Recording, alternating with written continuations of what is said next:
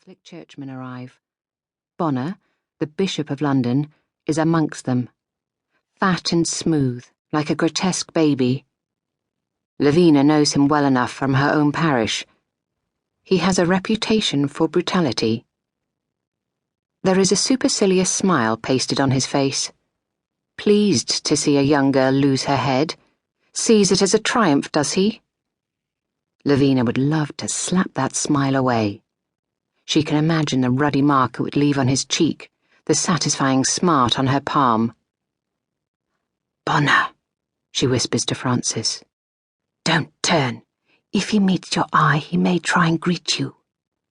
She nods and swallows, and Levina guides her away, further from the men so she is less likely to have to confront any of them. Not many have come to see a girl that was queen for a matter of days die. Not the hundreds, it is said, that came to jeer at Anne Boleyn, the one whose death started the fashion for decapitating queens. No one will heckle today. Everyone is too horrified about this, except Bonner and his lot, and even they are not so crass as to overtly assert their pleasure. She thinks of the Queen at the palace, imagining how she would paint her. She must be with her closest women. They are likely at prayer. But in Levina's mind, the Queen is alone in the empty expanse of her watching chamber, and has just been told that one of her favourite young cousins has been murdered at her bidding. The look on her face is not one of carefully suppressed triumph like Bonner's, nor is it one of fear, though it should be, for after all it is only days since a rebel army sought and failed to depose her and put her sister Elizabeth on the throne. No, her pinched face is blank as a sheet of new vellum, eyes dead, detached, suggesting that the killing has only just begun. "This is her father's doing," Francis mutters. "I cannot help but blame him, Vina. His mindless ambition." She spits the words out as if they taste foul. Levina glances once more towards that tower window, wondering if the figure there watching is Francis's husband, Jane's father, Henry Grey, who also awaits a traitor's fate. The cart has come to a halt beside a low building some distance from them. Its driver leans down to chat with a man, seeming just to pass the time of day, as if there were not a butchered boy in the back. "It is a house of cards, Vina, a house of cards." "Francis, don't," she says, putting an arm around her friend's shoulder. "You will drive yourself mad."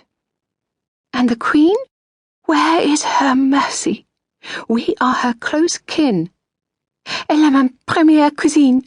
On était presque élevés ensemble." Levina grips her more tightly, without speaking. Francis often forgets that she doesn't understand much French. Levina has never asked her why, given she is English to the bone. She favours that language in spite of its being quite out of fashion at court. She assumes it has something to do with her Tudor mother, who was a French king's widow. A man approaches, his cape blowing out in the wind, giving him the look of a bat. He stops before the two women with a polite bow, removing his cap, which he holds crumpled in both hands. "My lady," he says, with a click of his heels. "Sir John Bridges, Lieutenant of the Tower." There is a sternness about him. He is a guardsman, Levina supposes. But then his formality drops. "My heart goes to you, my lady. My wife and I—" He falters, his voice quivering slightly. "We have become fond of your daughter these last months. She is a remarkable girl." Francis looks like a woman drowning and seems unable to form a response, but takes one of his hands and nods slowly. "She is to be brought down now." He drops his voice to little more than a whisper. "I can give you a moment with her.